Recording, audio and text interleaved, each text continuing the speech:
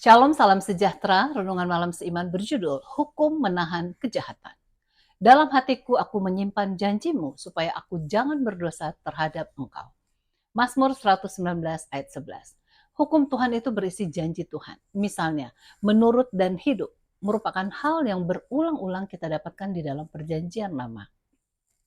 Nah, Daud mengatakan bahwa dia simpan janji tersebut di dalam hatinya agar dia jangan berdosa kepada Tuhan. Ini merupakan salah satu tujuan dari hukum Tuhan agar manusia jangan melakukan berbagai dosa. Sekarang ini kita melihat peningkatan kejahatan, kekerasan, amoralitas, dan kenakalan yang merajalela di dunia sebagai akibat dari mengabaikan 10 hukum. Bila hukum ini diterima, maka itu akan menahankan dosa serta menyokong tindakan yang benar dan menjadi sarana untuk menegakkan kebenaran. Negara-negara yang telah memasukkan prinsip-prinsip hukum Allah ke dalam hukum mereka telah mengalami berkat yang besar. Di sisi lain, pengabdian akan prinsip-prinsip hukum Tuhan membawa kemunduran yang tetap. Di zaman Perjanjian Lama, Allah sering memberkati bangsa dan individu secara profesional dengan penurutan mereka terhadap hukumnya. Kebenaran meninggikan derajat bangsa, kata kitab suci, dan sebuah tahta menjadi kokoh oleh kebenaran. Amsal 16 ayat 12. Mereka yang menolak untuk mematuhi perintah-perintah Allah mengalami musibah. Mazmur 89 ayat 31 dan 32. Kutuk Tuhan ada di dalam rumah orang fasik, tetapi tempat kediaman orang benar diberkatinya. Amsal 3 ayat 33. Bila kita melihat akan kehidupan bangsa Israel pada masa hakim-hakim, kita dapatkan kehidupan mereka yang naik turun tergantung kepada penurutan mereka kepada Tuhan. Saat mereka menurut, maka Tuhan melindungi mereka dari musuh-musuh mereka.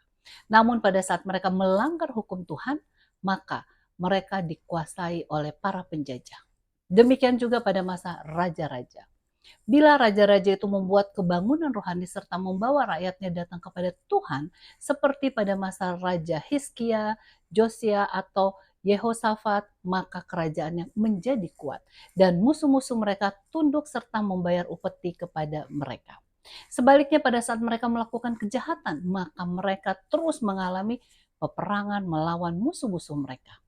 Penurutan kepada Tuhan mendatangkan berkat, sedangkan pelanggaran justru mendatangkan kutuk. Buku Education halaman 173 dan 174 menuliskan bahwa prinsip umum yang sama berlaku saat ini. Walaupun ada kasus khusus yang terjadi oleh usaha setan serta orang baik bisa mengalami musibah seperti pengalaman Ayub. Namun akhirnya hidup dari Ayub menunjukkan bahwa Tuhan beserta dengan mereka yang menurut hukumnya. Sementara keselamatan adalah oleh karena kasih karunia Tuhan. Namun penurutan kepada hukum Allah menahan kejahatan dan membawa berkat kepada kita. Kiranya ini akan menjadi pengalaman kita masing-masing. Tuhan Yesus memberkati.